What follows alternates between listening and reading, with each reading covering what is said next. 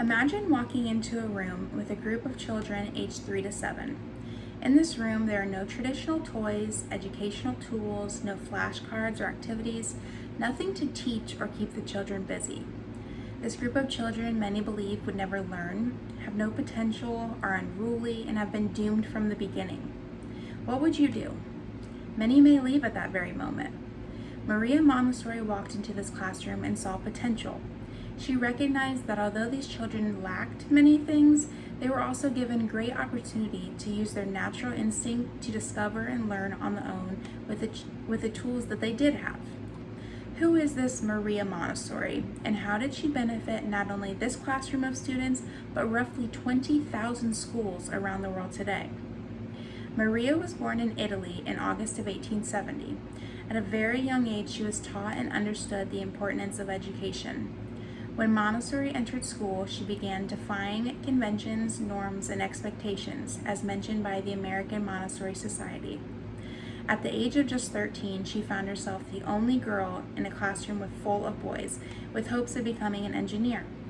Her career path changed, and she later became one of the first female doctors in all of Italy. She then started working with psychiatry and education. Now let's go back to Montessori, in a classroom full of children with no equipment to teach, but expectations to.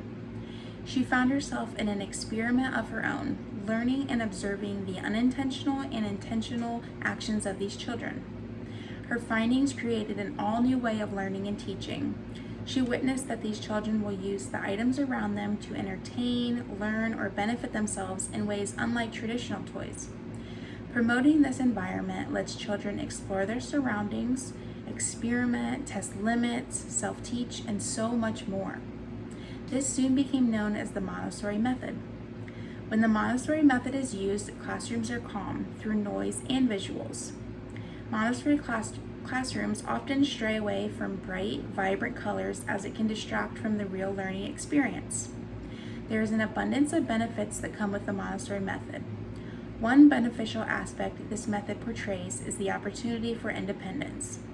In traditional classrooms, children are often taken care of, helped every step of the way, provided very structured assignments with no room for trial and error.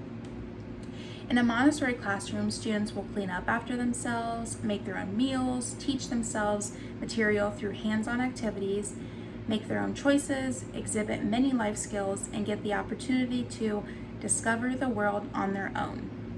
This is a type of learning that I believe all educators should be aware exists, taught the benefits, and at least attempted to implement into their classrooms. When Maria Montessori first adapted this method, her intentions were for it to only be used in preschool classrooms. She later implemented her method into older students as well. In traditional classrooms, children are often the same age, maybe a year apart. In Montessori schools, children may be 3 to 7 in the same classroom. Maria Montessori observed that younger children learn best from watching their older peers. She also saw that older children learn empathy as they mentor younger students and help others with the lessons they have already mastered, as mentioned by Whitby. In my own experience as a child care worker, I have been in multiple classroom settings and child care facilities. In 2018, I had the opportunity to work at a Montessori school and daycare. Prior to walking in those doors, I had no idea what to expect.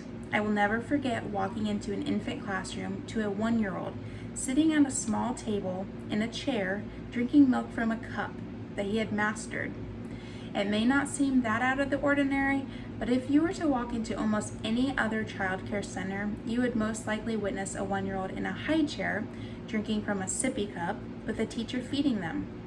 Although both ways work, the Montessori way, once again, provides that independence from a very young age. The Montessori method is often quite controversial. A few of the critics include a chaotic environment, lack of grading, lack of rules, and that children who are taught with Montessori are not prepared for the real world. These are all arguments that can go back and forth, although I believe with every situation you have the chance to look at it as a negative or a positive.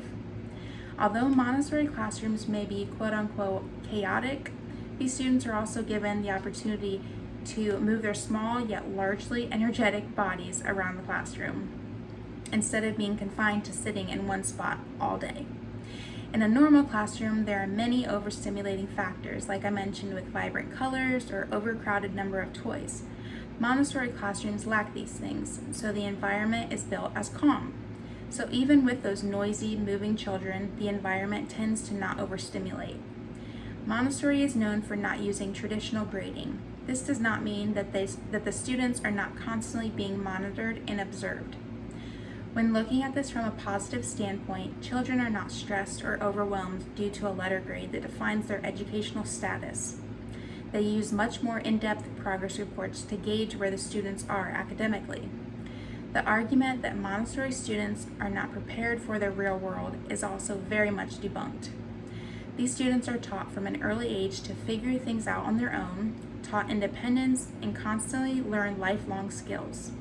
These all very much correspond with the way the real world works. So whether you are learning about the Montessori method for the first time or are very familiar with it, I encourage you to look more into it. It definitely changed the way that I looked at the education world and the potential that very young children have. There are so many wonderful websites and sources available to take a step into learning about the Montessori method. In my research, I used the American Montessori Society, Montessori Northwest, Montessori for Today, National Center for Montessori in the Public Sector, and Whitby. Thank you so much for listening.